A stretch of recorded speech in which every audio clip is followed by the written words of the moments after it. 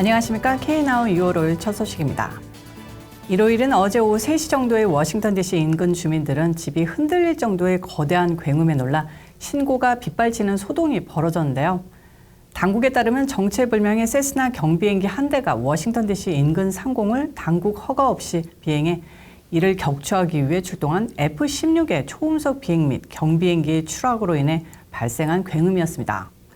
문제의 경비행기는 인근 산악 지역에 추락했으나 생존자는 아직까지 발견되지 않았습니다.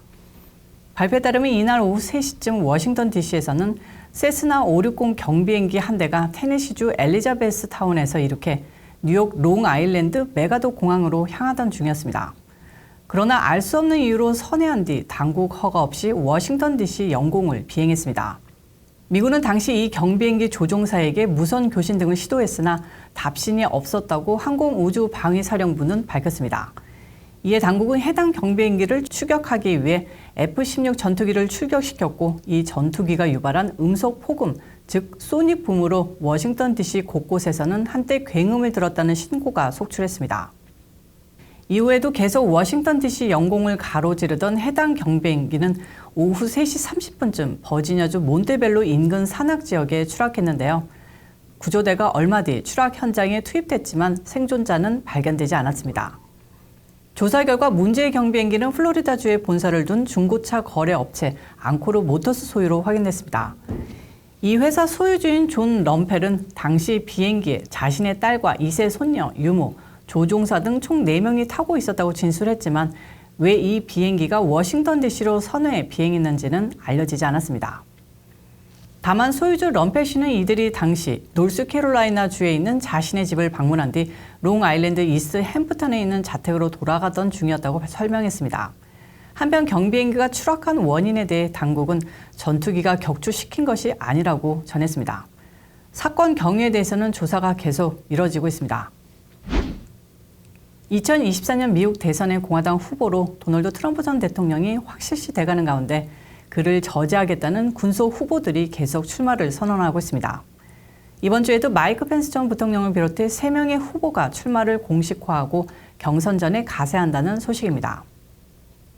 공화당에서는 현재 트럼프 전 대통령과 론 드산티스 플로리다 주지사를 비롯해 팀 스콧 연방 상원의원, 니키 헤일리 전 유엔 대사, 에사 허친슨 전 아칸소 주지사, 사업가인 비벡 라마스 와미 등이 대선 도전을 선언한 상태입니다. 이어서 크리스 크리스티 전 뉴저지 주지사가 오는 6일, 펜스 전 부통령과 더그 버검 노스 다코타 주지사는 오는 7일 각각 대선 출마를 공식화할 예정입니다. 현재 판세를 보면 트럼프 전 대통령이 압도적 우세를 보이는 가운데 디산티스 주지사가 그 뒤를 뒤쫓으며 양강구도를 이루고 있습니다. 나머지 후보들은 모두 한 자릿수 지지율에 그치고 있습니다. 이런 가운데 일부 언론은 경선전이 본격 전개되면서 트럼프 전 대통령을 제외한 나머지 후보들이 반 트럼프 전선을 구축해 연대에 나설 수도 있다고 분석하고 있습니다. 하지만 다양한 백그라운드와 이해관계가 얽히고 설킨 이들 군소 후보들이 단순히 트럼프 전 대통령이 후보 선출을 막겠다고 디산티스 후보 지지를 선언해 반 트럼프 전선을 이룬다면 과연 이게 그들의 정치적 미래에 도움이 될지 공화당 지지자들에게 역풍을 맞는 빌미가 될지 고민이 깊어갈 것이라는 선거 전문가들의 의견도 나오고 있습니다.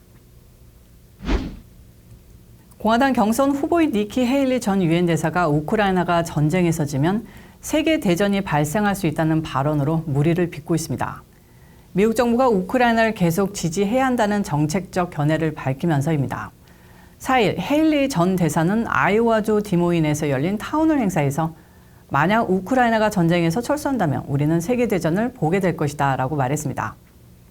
이어 이것은 우크라이나를 넘어서는 문제이며 자유에 대한 전쟁이자 이겨야 하는 전쟁이라고 강조했습니다. 우리는 우크라이나 승리가 우리의 모두의 승리라는 것을 알아야 한다. 독재자들은 그들이 무엇을 할지 우리에게 정확히 말하고 있기 때문이라고 덧붙였는데요. 또한 중국은 홍콩을 차지할 것이라고 말한 뒤 그렇게 했다. 러시아는 우크라이나를 침공하겠다고 말했고 우리는 그런 일이 일어난 것을 목격했다. 중국은 다음에는 대만이라고 말하는데 우리는 그 말을 믿는 게 좋을 것이다 라면서 러시아는 다음 차례는 폴란드와 발트 3국이라고 말했는데 이 경우 우리는 세계전쟁을 볼 것이다 라고 경고했습니다.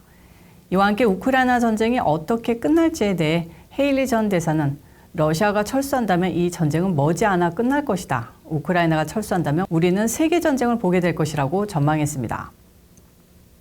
이런 이유로 헤일리 전 대사는 미국과 동맹국들이 계속 우크라이나에 적절한 무기와 장비를 지원해야 한다고 촉구했습니다.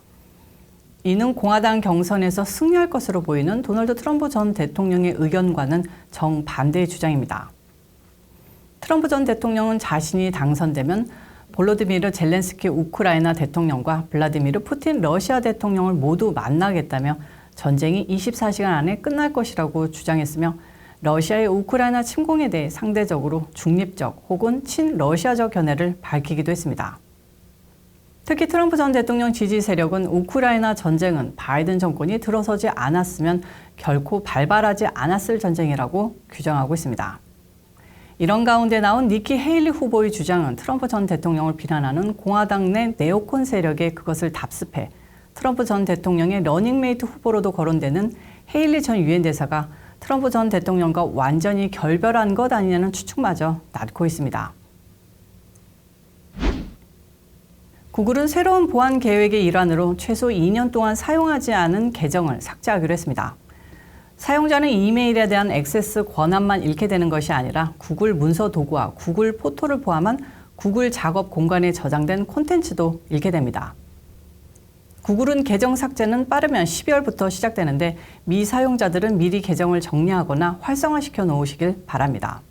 구글의 이 같은 계획은 보안을 위함이라고 밝혔는데요. 비활성 계정은 오래되거나 재사용된 비밀번호를 사용할 가능성이 높기 때문에 유출될 가능성이 더 높습니다. 또한 활성 계정에 비해 2단계 인증이 설정되어 있을 가능성이 10배나 낮다고 밝혔습니다. 즉 이러한 계정은 취약한 경우가 많으며 일단 계정이 유출되면 신원 도용부터 스팸과 같은 원치 않거나 악의적인 콘텐츠의 매개체의 모든 용도로 사용될 수 있다고 구글은 밝혔습니다. 이 같은 변경은 개인 계정에만 영향을 미치며 학교나 기업과 같은 조직의 계정에는 영향을 미치지는 않는다고 합니다. 구글은 생성되었지만 사용하지 않는 계정부터 삭제할 예정이며 계정이 삭제되기 전 몇 달 동안 여러 차례 알림을 보낼 것이라고 밝혔습니다. 알림은 구글 이메일과 복구 이메일로 모두 전송될 예정입니다. 계정이 삭제되는 것을 원하지 않는 사람은 비활성 계정에 로그인해야 합니다. 또한 구글은 이메일 읽기 또는 보내기, 구글 드라이브 사용, 구글 검색 사용, 유튜브 동영상 시청 등 이미 로그인한 계정에 대한 몇 가지 활동 예시를 공유했습니다. 이는 구글의 최신 보안 조치 중 하나입니다. 구글은 또한 최근 비밀번호보다 안전한 패스키를 로그인 옵션으로 제공하겠다고 발표했습니다. 높은 이자율로 인해 예비주택 구매자와 재융자를 원하는 주택 소유자는 꿈의 주택을 구입하기가 더욱 어려워지고 있습니다. 모기지 금리는 지난해 11월 이후 최고 수준으로 평균 6.79%를 기록하고 있습니다. 전미부동산협회에 따르면 연방준비제도의 10차례 연속 금리 인상이 주택시장에 타격을 주고 있으며 4월 기존 주택 판매는 3.4% 감소했습니다.